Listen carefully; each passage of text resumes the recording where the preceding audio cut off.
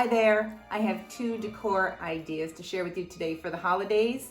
The first one being one of these snowball wreaths. It's actually a pom-pom wreath. And the second being a slip cover for a pillow. They're both really affordable and easy to make, so if you'd like to see how to make them, then keep watching.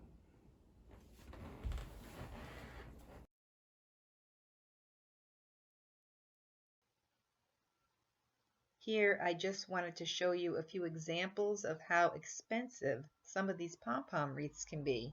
And this is a craft that can easily be made for under $10, including your pom-pom maker, your yarn, and your styrofoam ring.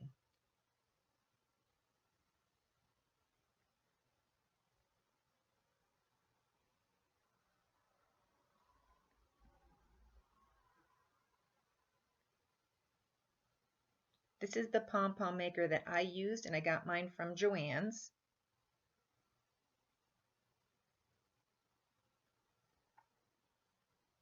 And then I used a couple different kinds of white yarn, and there was another more fluffy yarn that I used. I just didn't have it in this picture. And these are the two different sizes that this pom-pom maker makes.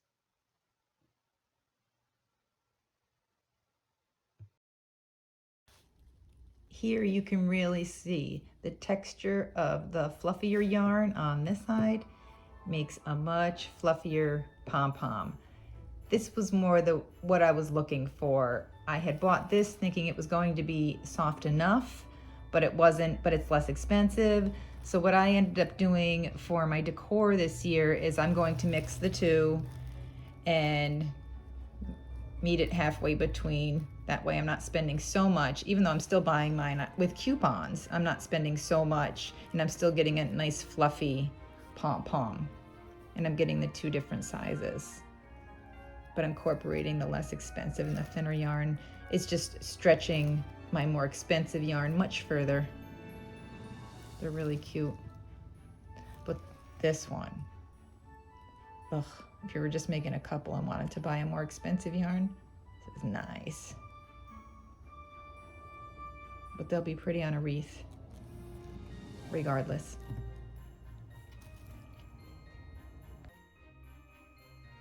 Now to make my pom-poms, I used 2 strands of yarn at a time, and I started by cutting one long piece and putting it in the notch provided on the pom-pom maker.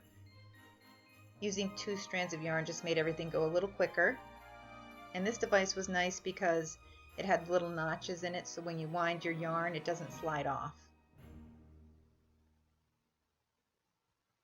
And I wound it till there was about, maybe it was an inch thick, maybe a little more.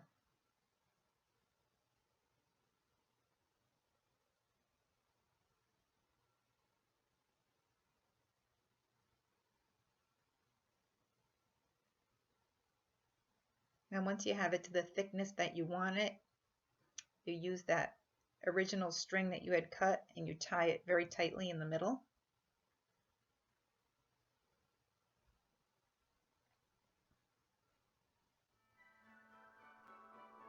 You cut free. So then you cut up the middle. There's another notch provided for your scissors to cut the 2 sides apart.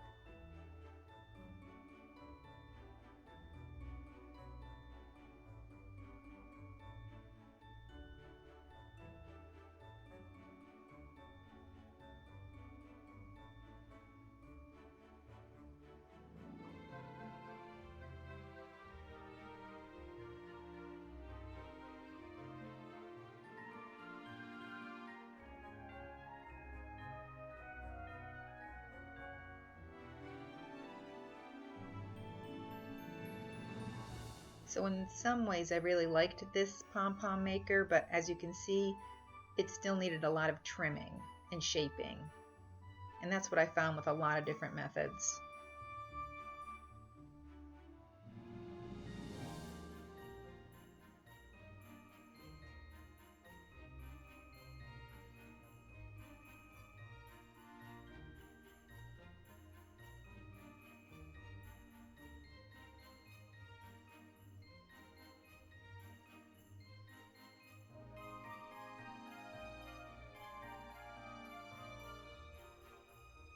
I ended up saving the scraps I cut off for a different project.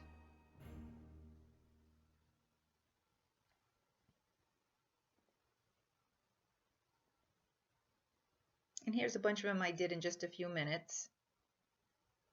They go pretty quickly, but I made, I think 36 I ended up putting on my frame. And this is the one I used. It's just the styrofoam ring from Dollar Tree. I also didn't glue mine on. I used these pins. They're called T-pins, and you can get them at Joann's. You can get them at craft stores. I like these because I didn't have to put a ton of glue all over the yarn and all over the ring. So I can just take them out and then reuse the ring for something else, or I can repurpose the pom-poms for something else, either a garland, and that way I don't wreck both and not be able to reuse those things. These T-pins held everything on perfectly.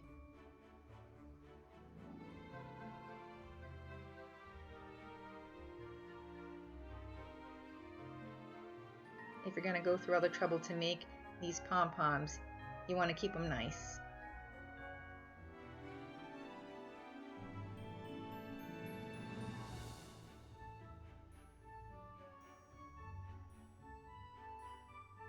So onto the pillow, I just used the placemats you could get from Dollar Tree.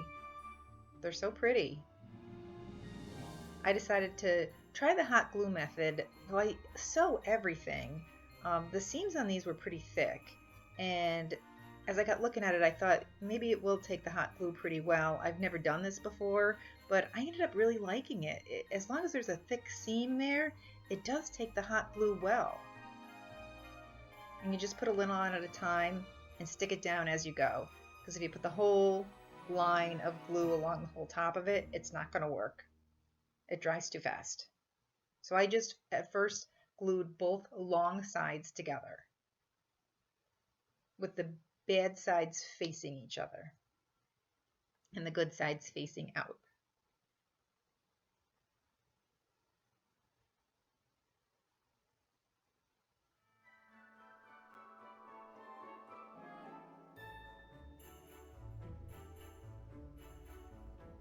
I had leftover felt, and I cut 6-inch pieces that were an inch wide, and I sewed them down either of the short sides of the pillow to make little ties.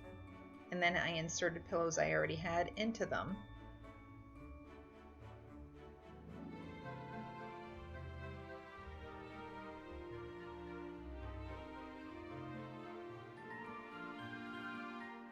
And there is room for a bigger pillow in this, but I just put in what I had and then tied cute little bows in the edges. And this is what they look like when they're done.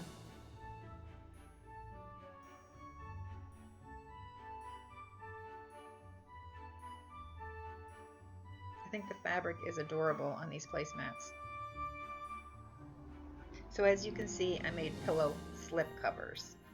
That way I can just take them off and fold them up, and they're easy to store for next year. And look at this pom-pom wreath. It's gorgeous. It was definitely worth a little extra time and effort. Happy crafting, guys.